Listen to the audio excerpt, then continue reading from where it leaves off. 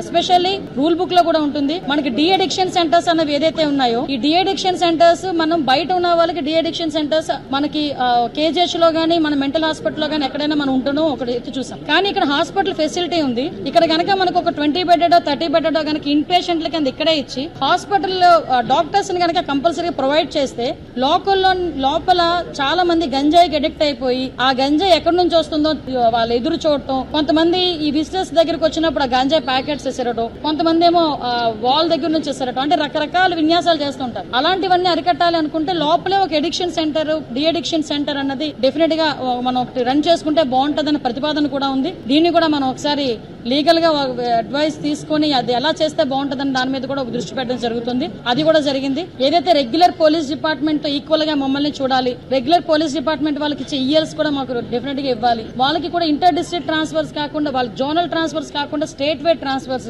అందులో కొంచెం మహిళా పోలీసులు కూడా చాలా ఇబ్బందులు పడే పరిస్థితి, ఇవన్నీ కూడా నా దృష్టికి తీసుకురావడం జరిగింది. కంపల్సరీగా వీటన్నిటి మీద కూడా సమీక్ష ఏర్పాటు చేసుకుని అఫీషియల్స్ తోని అదేవిధంగా లీగల్ అడ్వైజర్స్ తోని కూడా కూర్చొని అందరికీ కూడా ముఖ్యంగా పోలీస్ డిపార్ట్మెంట్ వాళ్ళందరికీ కూడా ఫ్రెండ్లీ పోలీసింగ్ కింద వెల్ఫేర్, పోలీస్ వెల్ఫేర్ కింద డెఫినెట్ గా వీళ్ళందరికీ కూడా మంచి జరగాలని, మంచి జరుగుతుందని కూడా నేను ఆశిస్తున్నాను.